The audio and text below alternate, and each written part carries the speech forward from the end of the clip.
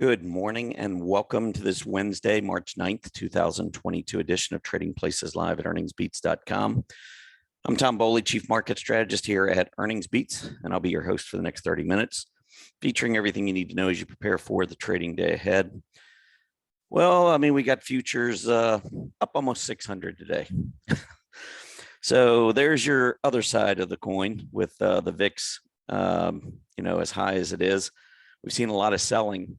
The interesting part here to me, though, is the gap up. Do we actually have buying power? Are there going to be folks that are going to continue to power the market higher? Or is this just a gap up, maybe a little bit of trading to the upside and then another sell off later in the day?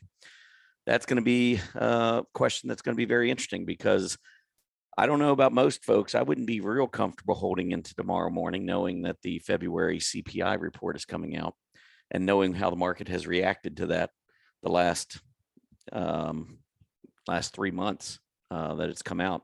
We've really been at tops each of the last 3 times that it's been reported. So we got that to look forward to tomorrow. And then, of course, we have the Fed meeting next week. But again, when you get the VIX up in this area, I think in my daily market report to members yesterday, in terms of trying to say which way we were going to go in the short term, I said, honestly, just flip a coin because I can't tell you. This isn't based on technicals. This is strictly based on emotion. I think there's a lot of manipulation. Today, we've got crude oil down $6 a barrel, so we're back down to 117. We've got gold, which had been flying high, over $2,000 an ounce. That's back down $48 today, back below 2,000. Silver down 2%, copper down 2.5%, 2 2/3%, I guess. We got the 10-year Treasury yield today up another 3 basis points. We're back over 190. Remember, recently we were down just below on intraday basis, just below 170. And of course, our high was up around 205. So it looks like we're maybe moving back toward the high end of this range as we approach this February CPI report. So a lot of folks getting out of treasuries ahead of that report, probably a little nervous. I can't blame them. I would suspect we're going to have a pretty hot report again tomorrow. So anyway, market's all over the place. And you look at the way the market closed yesterday down near the lows after having a rally intraday and then going back down near the lows had to have been very, depressing for a lot of folks who have been following the market on the long side. Maybe some folks gave up at the end of the day yesterday, and then you wake up this morning and you see Dow futures up nearly 600 points. I mean, this is typical behavior when the VIX is this high. I mean, I'd love to say, hey, I know exactly where it's going to go, but nobody does. It is a real crapshoot in the near term. You can kind of, use channel lines as potential resistance and support. But, to try to guarantee any kind of a move one way or the other is impossible in this kind of an environment. But it is what it is, so we're going to deal with it. So right now, actually, they're coming back down a little bit. Dow futures still up over 500. And this is 10 minutes ago, by the way. So I haven't even looked to see where it is at the moment. I could be way off. But right now, I'm showing Dow futures 520, S&P 500 futures up 73, NASDAQ futures up 294. That number was quite a bit over 300 just a little bit ago. So maybe things are coming back down. I don't know. Let's go ahead and for those of you who are new, I'm going to start off by taking you over to earningsbeats.com. And we do offer a free newsletter. I always like to start off. I want to make sure everybody who listens to the show is aware that we do have a free newsletter. All you need is your name and email address. That's it. No credit card. You can unsubscribe at any time. Just simply type in your name, email address, hit that subscribe button. This is a newsletter that goes out 3 times a week, Mondays, Wednesdays, Fridays. It's a very quick read. It's really more like not a newsletter. It's more like a news blurb or just a chart and a couple paragraphs. So we call it a newsletter, but it's really easy read. And I try to make it as educational as possible, just the way I look at the market, relative strength, earnings, candlesticks, gaps, those types of things that I talk about a lot. Sometimes intermarket relationships, I'll talk about the overall market, whether I like it or don't like it based on a particular intermarket relationship. So these are the types of things that are included in it. It's completely free.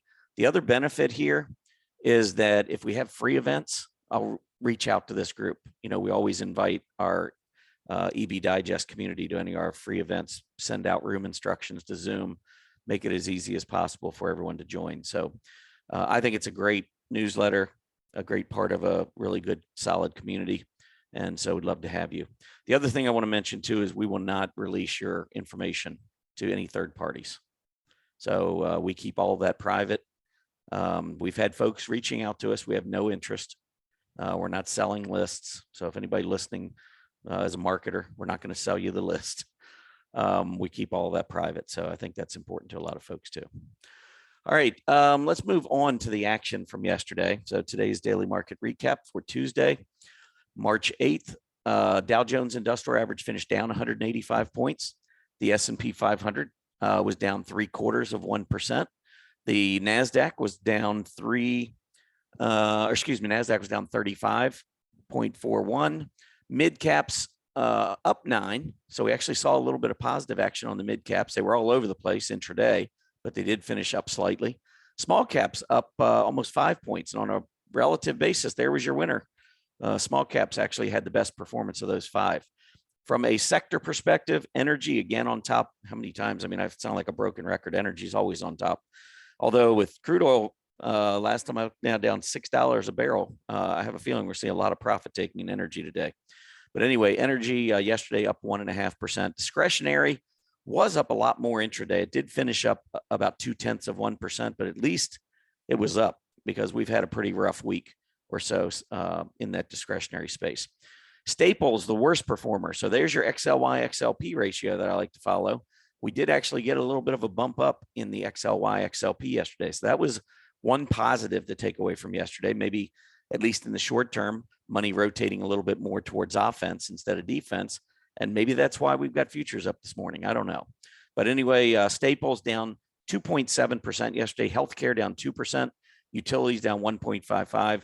Interesting part, those are 3 of the defensive groups. So as we were setting that new low yesterday or moving down at the end of the day, the rotation actually was moving a little bit more bullishly, more towards aggressive areas like discretionary and less toward defensive. So is this the start of maybe something? I mean, I wouldn't be, making any major investment plans based on one day's action, but this is something worth monitoring. I mean, if this continues, if we keep going down and you see this kind of behavior, yeah, that would start to paint a pretty, much more bullish picture. But again, one day, a little early, we're getting those, futures up this morning. We'll see whether or not they stick, how we trade into tomorrow. Remember, we got some big reports coming up tomorrow. Again, February CPI. Get ready for the headlines. I mean, unless we have a shocker on inflation, the numbers are going to show that the annual inflation rate has gone higher, both on the headline number and on the stripped out version, the core CPI, which excludes food and energy. All of that, all those numbers are going to be at multi-decade highs, almost guaranteed. So is the market going to ignore it? It did in the last 3 months. So that's the dilemma that you face looking at the futures and what's going on today in early action, and then what we have to face tomorrow. And then, of course, next Tuesday and Wednesday, the Fed meets. And honestly, that's the part that scares me the most, because if they continue this process, this thought process of raising interest rates, I think they'll eventually get it right. But if they start out by continuing to be hawkish, the market does not need that right now. And you might be sitting back and saying, well, it doesn't matter what the market needs. Well, actually, that's what the Fed does. The Fed is basically there to support the stock market. You might not look at it that way, but their mandates are to stabilize prices, which is make sure inflation's not a problem, which is why they're talking about raising rates. And the other is to maximize employment. How can you maximize employment and not help the stock market? I mean, the two kind of go hand in hand. I always called the monthly jobs report the earnings report for the stock market. I mean, it's not an earnings report, but you know what I mean? I mean, if the job market is strengthening, that's a good sign for our economy. And that's also a good sign for the stock market. So for those who think that the Fed should just leave the stock market alone, that's never going to happen. That's not why they're there. They are there to help essentially support the stock market. Let's see, where are we? Where are we going to go from here? Let's take a look at the 10-year Treasury yield. So there's no economic reports of any significance out today. There might be like I don't know, some kind of an inventory report or something. It's not very meaningful. But anyway, the big reports are the ones I just talked about. Tomorrow's big report with inflation, and then next Tuesday and Wednesday with the Fed. Oh, and then Friday, of course, we do have consumer sentiment. That's another biggie, because if we keep seeing that number going down, that is a signal of an impending recession. So keep an eye on Friday's number as well. All right. The 10-year Treasury yield, you can see, let me get an update, just make sure I got the latest here. Right now, 192. So it is up just about 5 basis points, 1.92%. We're moving back toward the upper end. With the market doing well today and the 10-year Treasury yield up, I would expect to see financials, banks, life insurance, those types of companies do well today.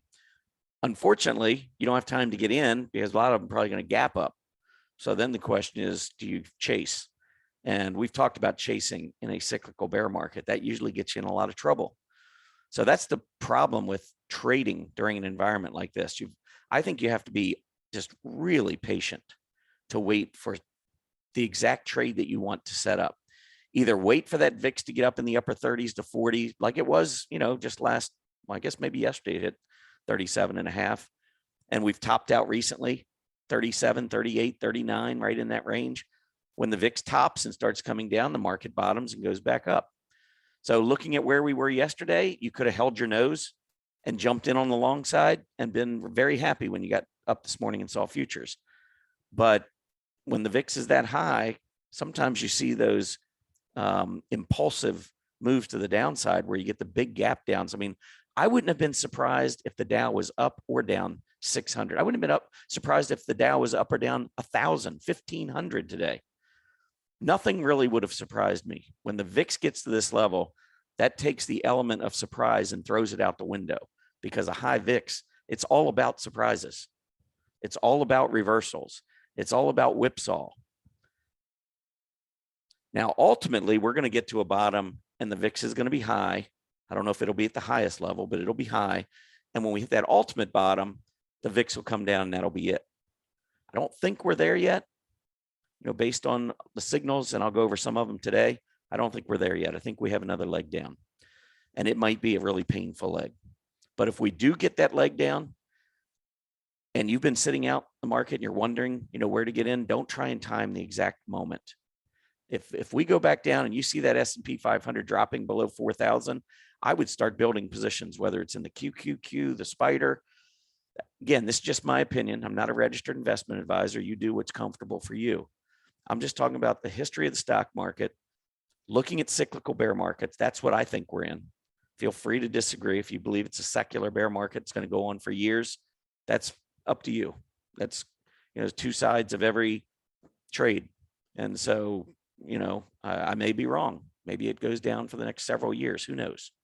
I don't believe it's going to. I think we're going to bottom. I think we're going to rally back, set a new all-time high either later this year, probably next year.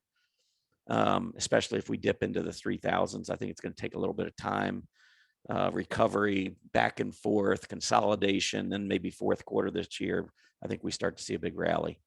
I don't know how all that's going to play out. My point is, though, that if you've been out of this while it's dropping and you do have an opportunity to get in when the S&P, if it drops back below 4,000, I would begin to build positions, whatever that means to you, whether it's individual stocks you like, whether it's, some of these ETFs. Personally, for me, I will probably jump back into ETFs to start. There are a couple of stocks I really like, and I'm almost guaranteed going to buy some of those. I'll be looking at the Apples and the Teslas. We'll see how badly they get roughed up. Tesla's already been pretty roughed up. I mean, from 1,250 down to the low recently at 700. That was a pretty big drop. But we could go lower. I actually did an event last night for the Canadian Society of Technical Analysts. I think they changed from CSTA to CATA. So maybe it's Canadian Association of Technical Analysts, something like that. Anyway, I did an event for them last night. And, one of the questions that came up was Shopify. And I don't know if you've looked at Shopify, but stock went from 1,800 to 500 in 4 months. And it's a poster child for growth stocks. Everything was based on future earnings. Nothing is based on their current balance sheet. They don't have a great balance sheet. I'm not saying they have a bad balance sheet. It's probably a lot of cash on there, but it certainly doesn't support the valuation that they had when they were at 1,800. Their valuation was based on tremendous growth environment, historically low interest rates. Well, a lot of folks are now cutting back their forecasts and interest rates are going up. That changes the picture for growth stocks. And I actually have a chart on the growth stocks we'll take a look at in just a minute. But anyway, right now, 10-year Treasury yields in this range, 170, 205. I don't know where we're going to be after tomorrow morning. I suspect the yield's going to go higher. I suspect that the initial reaction will be to sell bonds based on the inflation report, but who knows? I'm not sure. Financials down here relative to the S&P have been going down with the yield. Now that the yield's going back up, I would really expect to see financials begin to perform better. All right, let's take a look at Dow Jones. Quick look. Yesterday, we closed down at 32,632. And if you look across here, it was the lowest close that we've had since back in March of 2021. So it is almost a 1-year low. We're almost at a 52-week low on a closing basis. Now, intraday, you can see in February, we had that one move down, but that last 2 days have been the first 2 closes below 33,000 since all the way back in March of last year. So, I'm going to show you the S&P 500 because there was an article that came out yesterday, and it said Ed Yardeni now predicts the S&P 500 is going to 4,000. And I'm looking, and we just went from 4,800 to 4,200. And I'm thinking, okay, let's give him a golf clap. 4,200 to 4,000. Wow, great call. And technical analysis isn't easy, by the way, but there are a lot of warning signs that come out. And I would think that you could maybe make a 4,000 guess on the S&P 500 long before it hits 4,200 and closes yesterday at 4,170. We were down at 4,100, almost 4,100 just 2 weeks ago. So I could go on and on, but that was a headline from CNBC. So if you want to know why I don't watch CNBC, that's it. That apparently, and this was the best part. It was in their pro service. So if you're not familiar with CNBC, if you click on it, it'll give you like the first sentence of the paragraph of the story, and then try to get you to sign up and pay for the information. Like that's breaking news. We could go to 4,000. Anyway, all right, enough of that rant for today. S&P 500 did close, though, at its new low. There's an open right here at about 4140 or 4150. Let me see what that number is. 4155. If we break below 4155 and you start seeing the market just taking these big rips to the downside, that's not going to be good. That is what I would refer to as impulsive selling. So at least we're coming in at the right time and getting some green futures. By the way, now I'm seeing the futures jumping again. So it looks like we're going to start off here in about 10 minutes really strong. But yesterday's low was 4157.87, and this open was 4155. We got within 2 points. After making our way all the way back up over 4,400, we turned around and went all the way back. Now, is this a double bottom or is it over? I don't think so. Could it be over? Yes, it could be over. It could. I don't think it is. I think partly, how does the market react to tomorrow's report and to the Fed next week? If we stage a pretty big rally after that, then I'm going to be viewing this support area as a much more significant support level. Doesn't mean it's necessarily going to hold, but I think if you can get a lot of buyers in above these levels with those 2 reports coming out, well, one report and then the policy statement, then I think that would bode pretty well for the market. We'll see. NASDAQ. Oh, and the other thing I wanted to point out on this chart down here, by the way, here's your XLY XLP ratio. So we've been going down. Notice when we put in that final top, the XLY XLP ratio is coming down. That was one of the warning signs. In addition to defensive groups leading, you can see the relationship between consumer discretionary and consumer staples completely changed. That was a negative. And now as we go down, in this stair-step fashion.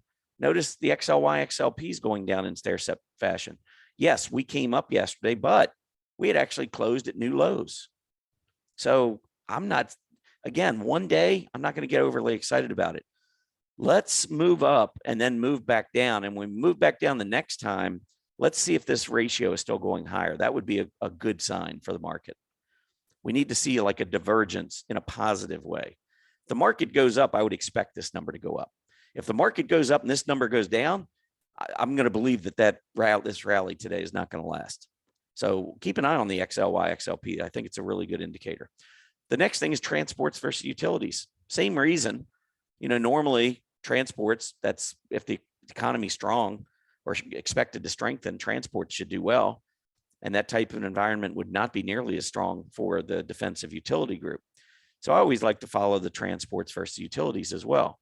And look at, we just had almost a little mini crash in transports versus utilities this month. Utilities have been going through the roof. So I'm not seeing the signs that are telling me yet that this rally today is going to stick. Could it? Sure. Market can do anything. Market doesn't have to announce to me anything. We'll see how it all plays out. The NASDAQ 100 trading lower, trending down. This is home to a lot of the growth stocks. It too has closed at its lowest level since all the way back in May of 2021. So it's been 10 months for the NASDAQ 100. Growth stocks. Here's the Dow Jones US Large Cap Growth Index. And since the beginning of the year, you can see the huge decline, which takes this index back close to the May low. If you look down here, this is growth stocks versus value stocks.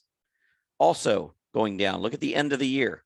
Money was rotating out of growth. Growth was really, large cap growth was one of the last things holding the S&P 500 up. And when we made that last move on the S&P, well, this is the growth stocks, but when we had that S&P move, and I think we set the high at the beginning of January, look at what was going on with growth stocks. Beginning of January, I mean, we were cratering growth stocks versus value. So at the top, all the growth stocks that were supporting the S&P 500 were starting to fade. And that was the last straw for the S&P. And now you can see what's going on. But we continue to point lower. Yesterday, we got a very tiny bounce. Let's see what happens in this ratio, not just at the open, because I think at the open, it's going to be strong. What happens during the day? If the market keeps moving higher, does this ratio start to roll back over again? So does Wall Street use the strength as an opportunity to move away from growth again? All of that's going to be really important. And then here's growth stocks versus the S&P 500. We topped back at the end of November. By the time we got to the end of December, you can see we were already rolling over. And in January, the first week of January, we had moved to about a 5 or 6 month relative low. That was long before we saw all of this selling. Wall Street was getting out. I don't remember Ed Yardeni coming on CNBC holding up a sign saying to get out at that point. And I'm not picking on Ed. I like Ed. I think he's done a lot of great work. Just a point that I like to make about CNBC in general, which they sensationalize everything, especially things that really don't even matter half the time. It's just headlines, it's clickbait, wow, this great analyst who's been on CNBC for years thinks we're going to 4,000. Congratulations. Great call.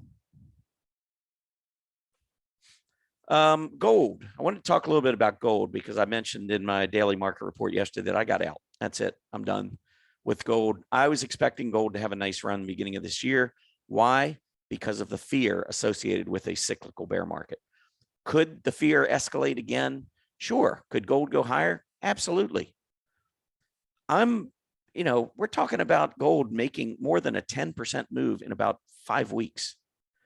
If you go back and look at history, that is a very substantial short-term move on gold. For me, it's just about booking profits. It's not that at this point, I really don't care for gold. I mean, we made the move. I called back, I don't know, a couple months ago. I thought gold was going to 2,000 this quarter. Well, it hit 2,000 this quarter.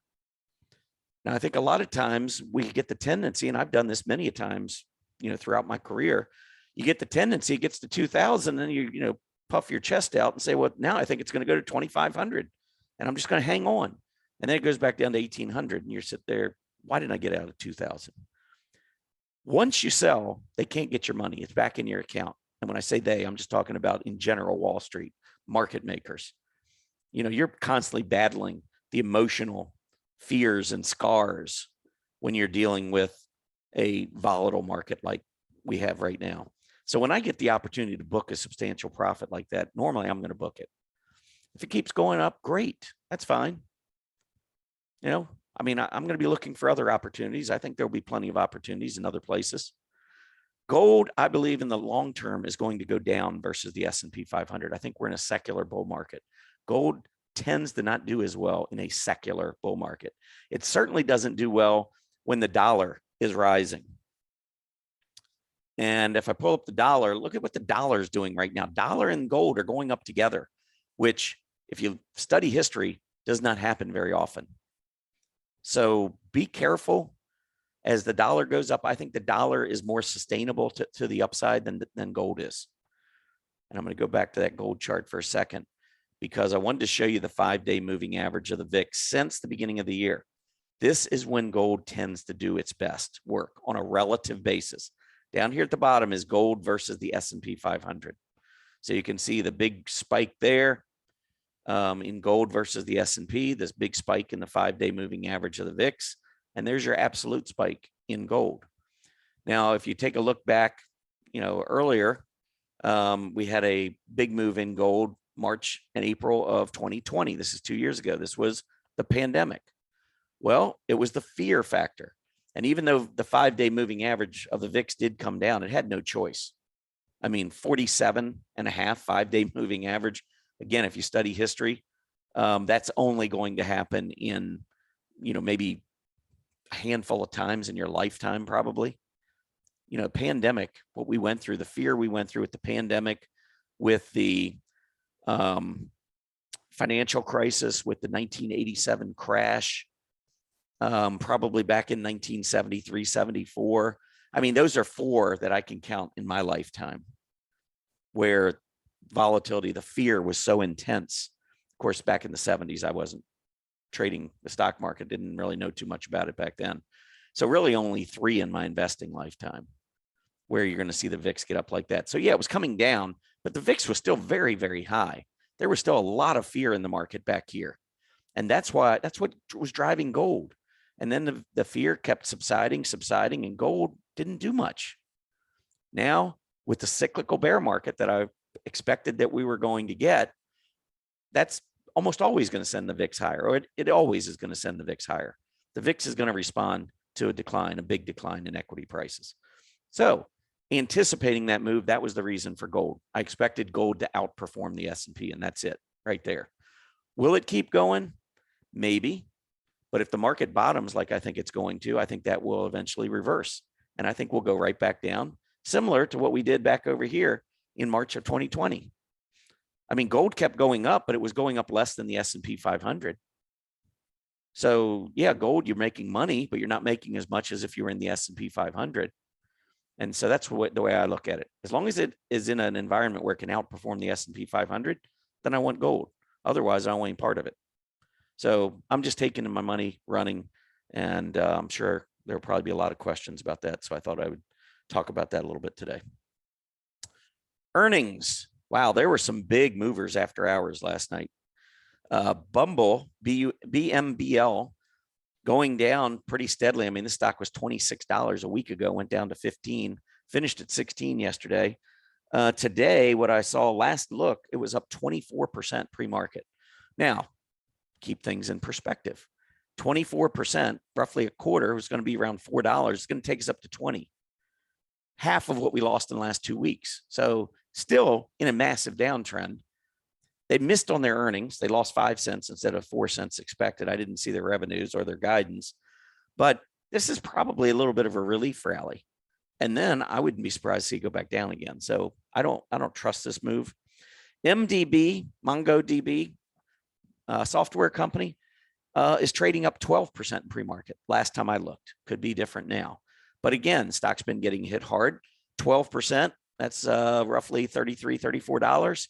It's going to take us up to somewhere around 315, right about in here, which is about half of what we lost the last 4 days. Keeping things in perspective. Yeah, it's having a great day, but that's after it's been whitewashed for 5 days to the downside. CRCT. This one's down 31% this morning after already going down. So some of them that went down are seeing a nice little bounce, little relief rally. This one's been going down, and it actually is accelerating down another 31% this morning. They were expected to earn 19 cents, and they earned 5 cents. So CRCT is actually down another 31% today, or roughly, I don't know what that is, $4, four something. Anyway, a lot of big numbers, a lot of big changes. ABM, this is one that I wrote about in the EB Digest just a few days ago. Stock had come back down, but I said I thought the numbers would be good. You can see the AD line moving up. You can see this relative strength moving up versus business support services, and the group starting to turn up a little bit, but it was showing much better strength than it did prior to its last report, when the AD line was going down, relative strength was going down, and the stock went down. Now it's going up, and it's actually in pre-market up 11. I can give you an update right now live. No, it's not showing it yet.